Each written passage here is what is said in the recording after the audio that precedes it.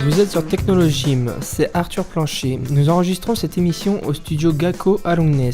Technologym, c'est une émission réalisée par les étudiants du DUT Gym, Génie industriel et maintenance, de l'UIT du littoral Côte d'Opale. Notre objectif, faire le point sur les innovations technologiques qui demain changeront notre quotidien. Aujourd'hui, une émission spéciale sur la robotique.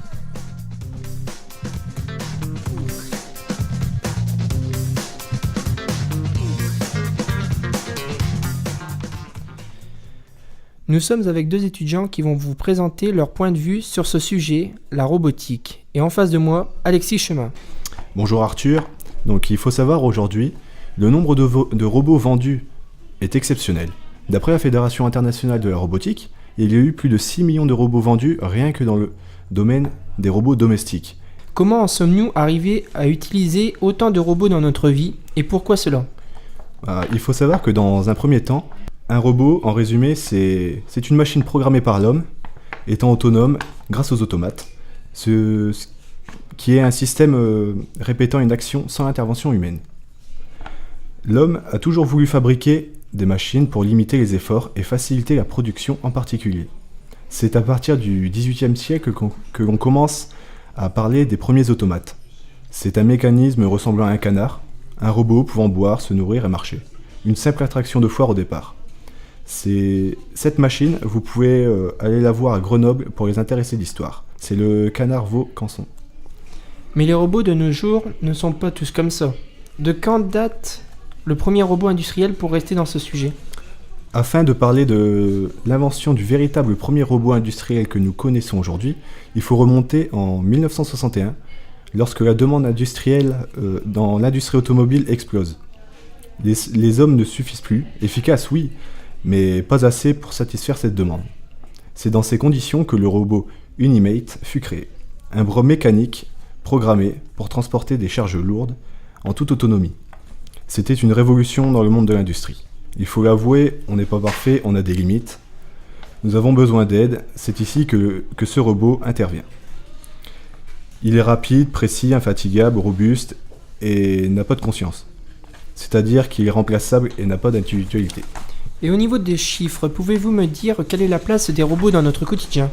Alors pour parler des chiffres, d'après la documentation de la Fédération internationale de robotique, en 7 ans, le nombre de robots utilisés en industrie est passé de 1 million à 1,8 million en 2016, ce qui représente pas loin de 75% de robots de plus. C'est une augmentation impressionnante. Les robots sont-ils vraiment utiles aujourd'hui dans des domaines où on pensait jamais les voir ? Oui, les robots sont depuis peu de temps utilisés dans des domaines plus délicats, avec des contraintes vraiment très spéciales. Le domaine du nucléaire est le premier impacté, avec le robot Rihanna, un robot de décontamination capable de se déplacer dans des zones dangereuses radioactives pour tout être vivant. Imaginez ce robot lors de la catastrophe de Tchernobyl, en avril 1986. Cela aurait pu éviter aux personnes de s'aventurer dans des conditions très dangereuses pour limiter au maximum les dégâts. Pour conclure ma partie, nous pouvons dire que l'évolution de la société depuis l'invention de la robotique est principalement la conséquence de l'utilisation des robots par l'homme. Mais pour revenir à la problématique, oui, les robots nous aident dans nos tâches compliquées et nous facilitent la vie en accélérant notre évolution. Merci Alexis, je passe maintenant la main à Mireille pour qu'elle nous explique quelles sont les perspectives d'évolution de la robotique. Mireille, que pouvez-vous nous dire sur l'avenir de la robotique ?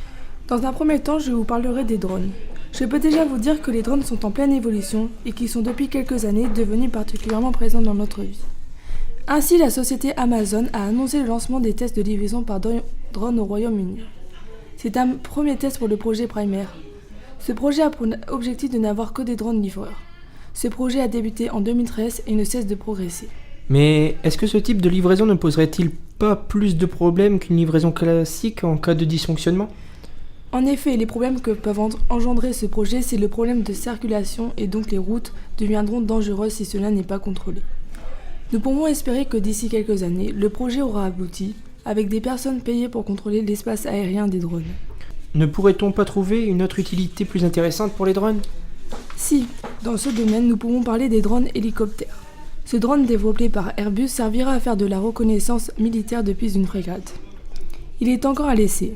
On estime qu'il pourra avoir 10 heures d'autonomie. Ou encore, je pourrais vous parler du drone ambulance. Équipé d'un défibrillateur, ces drones arrivent plus vite sur les lieux d'accident et pourront donc sauver des vies.